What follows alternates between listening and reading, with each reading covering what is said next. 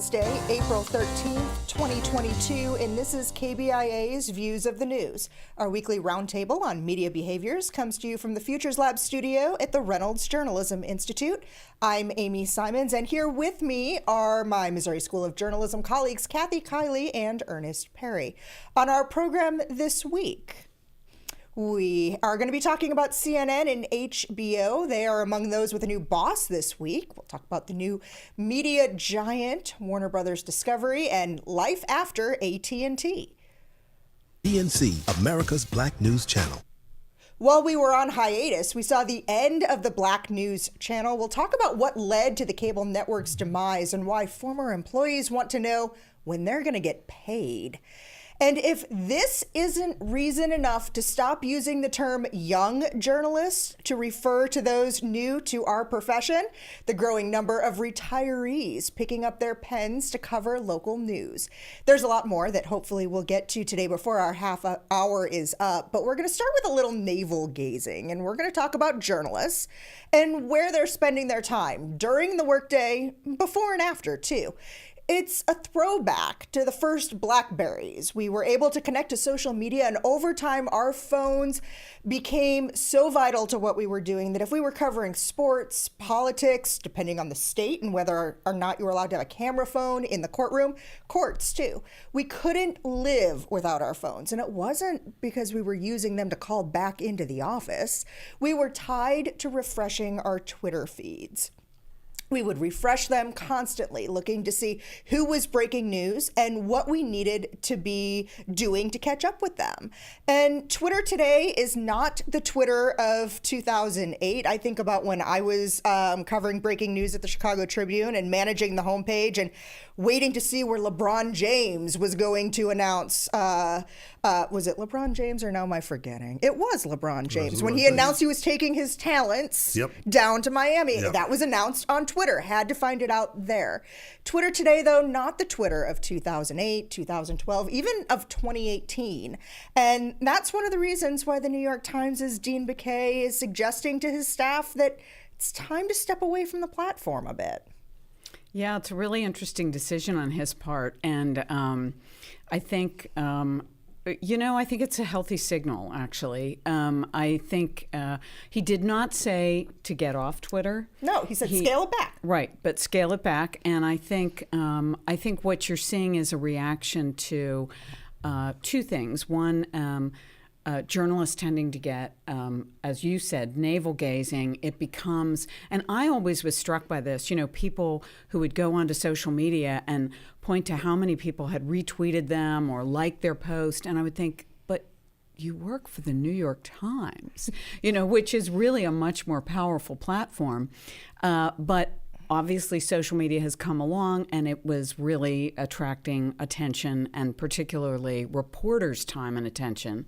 So that was one thing. The other thing I think that we've learned, and this goes to the point you made, Amy, about this is not the Twitter of 2008, is that it has become a vector for attacking reporters, particularly reporters who are female or of color. And I think, I know it was one of the things that was stated in Baquet's memo and then in some other memos that other New York Times leaders put out the same day. One of the things they were addressing is how journalists can protect themselves and what they can do if they are trolled on Twitter. And I will tell you, it's something we talk about in our classes. And that is a new development, newish. Mm-hmm. But I think it's gotten to the point where newsroom leaders feel they have to address it. Yeah, in the spirit of transparency, I am not on Twitter, I've never been on Twitter, have no plans to be on Twitter. But one of the things that I've seen over the course of its growth, especially in journalism, is more of a tendency to actually report in a Twitter-like fashion. It's just one particular... A sentence at a time. Iterative reporting. Yes. And really getting to the heart of stories and being able to connect facts and provide context is very lacking in that space, and that's, to me, part of the problem. I think even the reporters themselves were basically saying, "Whoa, wait a minute, we can't tell the full story in 120 characters, however many characters they have now. Yeah. And that's not serving the public that we claim we want to serve. And I think this is where Dean Piquet was going and others are going, is like, look, we're not really telling the stories in a way that's going to be beneficial to our audience by doing this. Yes, it is something that we can use in our fact finding and maybe possibly in our early distribution of stories, but it can't be the end all be all. Yeah, and I think it was becoming the tail that wagged the dog. Right. And there's a great line by T.S. Eliot, I have measured out my life in coffee spoons. Mm-hmm. And I think, you got the sense that Piquet was feeling like, hey, you're leaving your best stuff in the locker room, guys. Quit with the incremental stuff and let's take the time we need to put that kind of context in there. And if you are constantly feeding Twitter, you're not going to have the time to do that. So there's two things there that I completely buy into. There is that idea that you're leaving your best stuff out on the table. The other part of it, going all the way back to 2010 or 2011, what was then called ASNE, the American Society of News Editors, issued what was seen as a very controversial social media policy. And one of the 10 points in that policy was to break news on the company's website, not on Twitter. And the other part of this argument that I buy into is we are the New York Times. Why are we giving all of our best content, even if it is in 280 characters, why are we giving that revenue to another company? Right. Why aren't we driving those people to our own products instead? Both of those points I can buy into completely and wholeheartedly. The part about the trolling, that one is sitting with me a little differently, and I'd be interested in knowing what each of you think, because there's part of me in there that feels like it's a little bit of victim blaming, in that for so long, reporters had been required to be in that space, and in other publications are still required. It's not optional universally for journalists right now. And when you're required to be in that space, to then say, well, yeah, the trolling, you don't want to get trolled anymore. To me, that feels a little bit of victim blaming. You're putting your people out there in that environment. Don't be giving them tips to, it's almost like saying that, what's the cause of sexual assault? Well, don't wear those clothes, right? To me, that's how I'm interpreting it. I see where you're coming from, but I think it's also, what's part of it now is that it doesn't matter who gets the blame. Mm-hmm.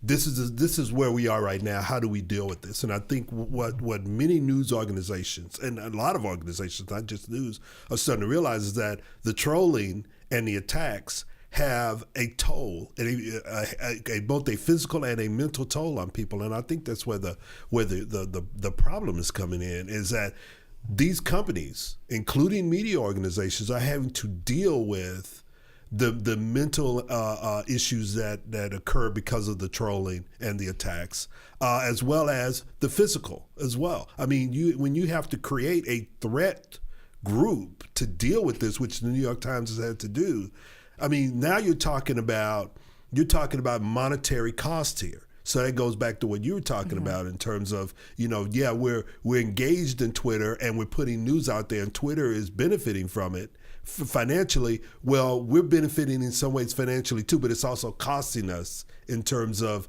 our employees' health and well-being. Yeah, and I think it's clear that in this case, the decision was made, the cost outweighs the benefits. I mean, I completely agree with you, Amy, that it was, and I was there when it happened, it was definitely news organizations pushing reporters to get out there on social media because it was a marketing tool. My job was threatened by it in 2008. You want to be on the digital staff? What kind of a role model are you if you're not on Twitter? Yeah, and so there was definitely a lot of pressure to be out there and to put personal things out there because they wanted to see you as a human being. And now we see how vulnerable that has made people and their families.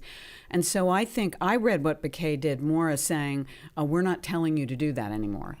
We are telling you can make your own decisions, but it's okay if you don't want to do this. And so I think it's a good move, and I think more organizations will follow it. Yeah. Okay. So, one of my favorite things to do every Monday morning is to watch John Oliver. And I'm watching it Monday morning when most of the rest of the world watches Sunday night. We know I don't stay up late. Well, This Monday morning, I woke up and I watched one of the items in his weekly news roundup was a mention of DirecTV pulling One American News Network off of its program lineup. We've talked about that in the past. If you want to know why, we can get you that information. But what was interesting was what was at the end of that, and that's what you're going to hear in this next clip. The provider that he's referring to there is DirecTV, which is a subsidiary of a parent company I will not mention because I don't even like uttering their name out of my mouth. Interestingly, as of Friday, AT&T officially no longer owns us, so it is goodbye from me, Business Daddy. And let me just say this, which is frankly 2 more bars than you have ever had.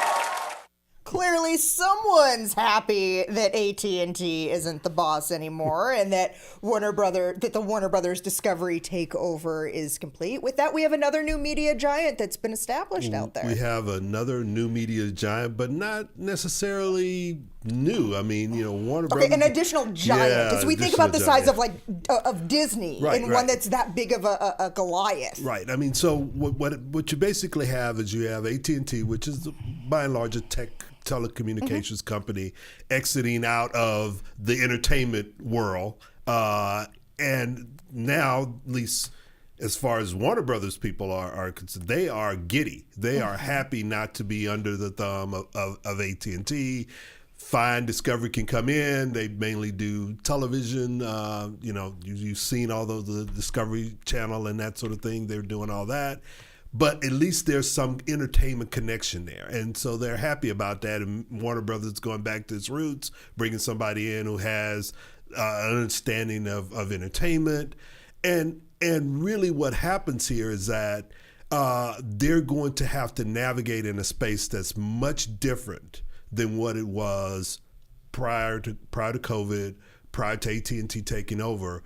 Are we going to do big blockbuster movies? Are we going to continue to go straight to streaming? Are we going to go back to theaters? Are we going to try to do a hybrid of that?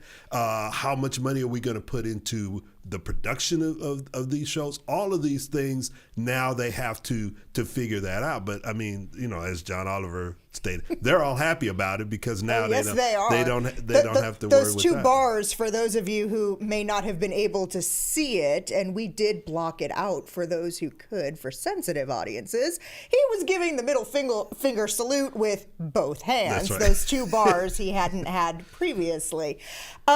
One of the big products that became a part of this, and by big, I guess I really just mean in terms of hype, because in the first 10 days that CNN Plus's new streaming platform is out there, there was a report that they've had 10,000 subscribers. That is like literally less than 1/10 of the number of people who live in Colombia. Just a bit above comedy.tv. Right, exactly. Like comedy.tv. There are okay, put this one into perspective, right? We're at the University of Missouri. There's something like 3 times as many students enrolled in our university as there are viewers of CNN Plus. That's not such a good sign right now. That becomes one of the products they have to look at pretty hard. Well, yeah, and I mean, we've talked about that here. It's, it is balkanization of audience, and everybody's going to try this. How long they'll stay in it is unclear, and I think, we've all talked about this at this table. How many streams can you possibly accommodate in your budget? And so are people going to prefer to stream Disney or CNN? Especially when the same type of content you can get on your cable channel. You do get on your cable channel. So unless they come up with something that really distinguishes them, and they think they did, but it clearly didn't distinguish them enough, I think that's a really hard sell. Well, go ahead. No, I was just going to say, the problem with the streaming services right now is that, now the streaming services are bundling. So, I mean, HBO Max, which is part of this entire deal, which includes all of the products. So you have TCM, you have Cinemax, you have Comedy Central, you have, I don't know, some anime thing too. Go ahead. Right. But it's an example of that. But it's an example of that. I mean, so everything is bundled now. So do you go the bundling with the streaming? Are you going to bundle with cable? Are you going to bundle with satellite? So, I mean, again, people are going to have choices, and they're going to go like, whoa, wait a minute, I can't have all, as you said, Kathy, I can't have all of them. This is what I'm going to take. What kind of value does CNN Plus bring to that table when you're looking at which streaming bundle I'm going to go with? And right now, we talked about this when they first announced CNN Plus, and the fact that they went out and they got Chris Wallace, and they pulled, I can't remember the woman's name from MSNBC. They pulled her over, and a couple of other people, and Anderson Cooper is coming in, and he's going to do a special show. They're rerunning Anthony Bourdain and CNN Plus. Brian Stelter is doing his media criticism show every day. I'm trying to think about what we talk about in a week. How does he do that every day? Right, but that's unless my his point. entire thing is the same and that's thing the every thing. day. You already have a 24-hour cable channel. Right. What are you going to add to that? Right. And as soon as you start rerunning dead people, you know you're in trouble. That's right. As popular as they may have Exactly. been. As popular as they may be, And I was thinking about this too, literally as we're talking about it. It's not about me until it's about me, right? So my HBO Max subscription is a freebie that comes with my unlimited data package on my AT&T cell phone subscription. And I'll tell you, until about a minute and a half ago, I was excited about some of these rumors that CNN Plus may get rolled up into HBO That Max. may be the only way to save it. Right. But at the same time, who knows if AT&T is still going to give me that I don't service think as part so. of that bundle. So my days with HBO Max may be limited too. I want to spend a few minutes talking about something that happened a few weeks ago while we were on our break, and that's the collapse of the Black News Channel. On March 24th, Human Resources notified employees there that their paychecks were going to be late. The next day, the Florida-based company filed for Chapter 11 bankruptcy and ceased operations. Now, when this network launched 2 years ago, it was a huge beacon of hope, promising a fresh approach to cable news. It was going to be by Black people, for Black people. And from the outset, this organization was plagued with problems, from a late launch to issues with sexism and misogyny among the ranks and an inability to draw an audience. I mean, we've talked about some of the streaming only issues. Right. Well, I mean, the problem here with the Black News Channel, we talked about this when it launched. Do they have enough capital in order to be able to get up and running and become something that would be sustainable? Right. And they just didn't have it. I mean, Shahir Khan, who owns the Jacksonville Jaguars and who also owns a wrestling conglomerate, he was funding it, and eventually what happened was he said, well, I'm not getting a return on investment, so I'm pulling the plug. And this, after all the things that you listed, just weighed it down, along with the fact that it had moved away from what it initially said it was going to do, in terms of doing stories about Black people, for Black people, and bringing them into the larger mix of news. It had begun to shift into the familiar pattern that we see in cable news, which is you start having these talk shows and you bringing people in. They were bringing in conservatives, highly controversial conservatives. People like Larry Elder, Ben Carson, C.J. Pearson, some of the Bill Cosby advocate spokespeople and apologists too. Exactly. And that turned people away. And again, it goes back to, you have 24 hours to fill. How are you going to fill that? And one of the ways that they traditionally fill that in these news channels is with these talk shows and commentary, because they're cheap to do, and it provides platforms for various people who agree with your with their philosophy. And J.C. Watts was running this, Republican from Oklahoma. It slanted toward what he thought was important to bring in an audience. I mean, you think about it.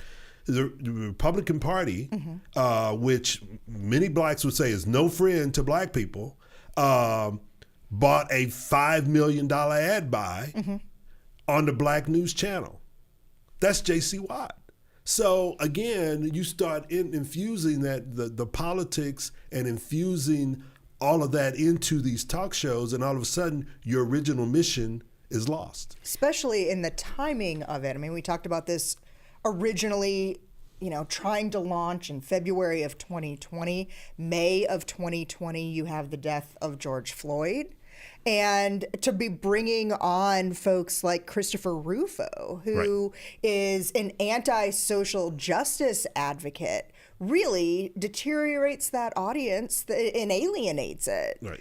One of the things, there's a story on our links blog, Kathy, one of the things that kind of adds additional pain to this story, the employees who were there, who received that March 24th email, they have still not gotten paid. And as a result of the bankruptcy filing, likely aren't going to for a very long time. Yeah, there's nothing more classy than a news organization going down, is there? It's a really terrible thing for those employees, and I think, of course, that's what the bankruptcy filing does. It protects the company and pushes the creditors into a line, and I would bet that the creditors who will be at the back of that line will be the employees. Right. And you still have those lawsuits sitting out there. I mean, that's a huge issue as well. I mean, you're talking about sexual harassment, misogyny, all of those things. I mean, it was almost from its inception, it began to have problems that centered on and more in HR and how you treat people, as opposed to what you were there to do, which was to provide news and information to an underserved community. Yeah, I think there's another question here, and really, Dean Perry is the expert on this, but I think there's a question of whether now there's room for channels that cater. It's funny, we got out of the women's page, and we got out. It was viewed as, oh, we're now going mainstream, right? And now we have the 19th. And I want you. We've talked so much at this table about the number of African American executives who are rising to top positions in mainstream media. Is there a place for an organization that focuses on news for, by, and about a particular demographic group? And I don't know what the answer is. I'm just putting the question out there. Well, I don't know what the answer is either. And here's what complicates it. Because people get their news and information from so many various sources, and a lot of it is pretty much filtered straight to them by friends, families, and how they filter their social media platforms or whatever platform they're using. It's difficult for a particular news organization or any media organization to say, I'm only going to provide this. And then that can be viable because people are getting their news and information from so many different sources. And they don't tend to go to one place. And whether you're talking about a news organization that's catering to a particular segmented audience, or one that is trying to be general market, like, say, the New York Times, Washington Post, NBC, that sort of thing, they're all operating in that space. So it makes it difficult to say, I'm catering to this audience, when that audience is the one, the audience itself is deciding where they're going to get their news and information. And this isn't just a demographic example, but I also think about, and maybe this is top of mind because of some work I've been doing lately, but I think about the Crain's publications in New York, in Chicago, Cleveland, Detroit, how they are trying to reach a business-centered and executive audience, but are covering politics, are covering sports, so that they become that one publication for a different demographic. I'm not necessarily talking about race or gender, but I'm talking about that professional, that person in the business community, so that we're thinking of them as a whole consumer of news, not just as, that person who's the person at the bank. And yeah, Bloomberg does that too, with But all of their entertainment and lifestyle. But here's the difference publications. there. Those brands have been solidified. People know those brands and they go to those brands. So, in these new operations, you haven't built a brand yet. So that makes it and even when you do build a brand, i.e. CNN Plus, that doesn't necessarily mean that it's actually going to work. Going to move, yep. So Pulitzer Prize winners Jodi Kantor and Megan Twohey have a new book out called Chasing the Truth, a young journalist's guide to investigative reporting. And while I am sure it is a great book and offers a lot of really useful instruction, I want to take umbrage with that title for the ageism that's in there, because there's something out that tells me that there are people out there who are going to agree with me, hopefully the two of you. And the new Experienced Corps working with Report for America. And I found this great piece. It's on our links blog this week from AARP's magazine. And it is reporting on a cadre of newer reporters, primarily made up of retirees who saw the importance of covering local news, the dearth in reporting, and they wanted to step up and fill that void. And we often talk about young journalists when we should be talking about new. Like, here's an entire group of untapped professionals we could be welcoming into our profession that we aren't always thinking about. Yeah, it's genius. And, I can remember saying this when I was in Washington doing some work for the National Press Club, and they were looking for some part-time people to do things. And they said, oh, we'll hire a young person. I said, no. Are you crazy?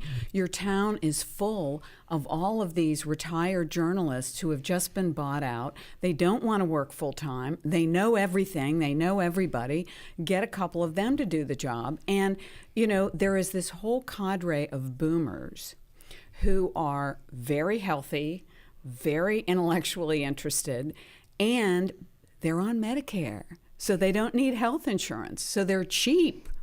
And so I think it's really an opportunity for a really interesting intergenerational project where you get experienced people coming into small newsrooms, providing guidance. It's really kind of the Missouri method to young journalists. I just love this idea. And to me, I think it's also one of the ways in which to combat news deserts. 100%. Because you have in a lot of these places the traditional newspaper, be it a daily or weekly, is gone. You can start up something that actually covers a lot of the things that they actually care about. And they're fixtures in their communities Absolutely. already. They know the players in the community. People who just enjoy watching a baseball game become your perfect stringers for high school sports. And they know what people are interested in because they're engaged with them. I mean, they know when you start talking about issues having to do with property taxes or having to deal with road construction and that sort of thing, they know what that actually means. I mean, most of the really young reporters, they haven't experienced that because some of them are fresh out of college. They haven't owned their own home. They haven't gone through any of that. The older journalists that you have out there, the experience. Thank you. The experience Corps. Journalists.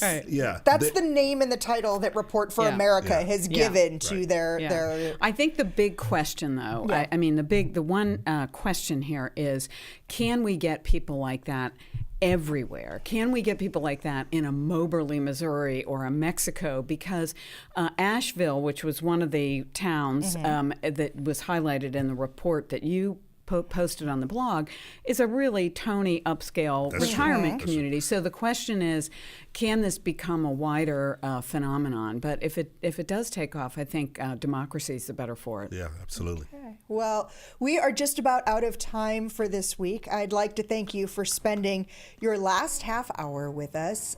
You can read more about the topics we talked about today's program and some that we didn't have time to get to. There are links to those on our blog. You can find it under both the programs and podcast tabs at kbia.org. We're also available wherever you get your podcast downloads. We invite you to like us on Facebook or follow us on Twitter. Our handle there is @ViewsOnKBIA. These are all great ways to watch and listen to our program again, leave comments, questions, see previews of what we'll be talking about next week, and more. Our thanks to RJI's Travis McMillan for directing today's show, and to Aaron Hay for handling the audio. Tim Pilcher composed our original theme music. I'm Amy Simons. Join us again next week for another edition of Views of the News.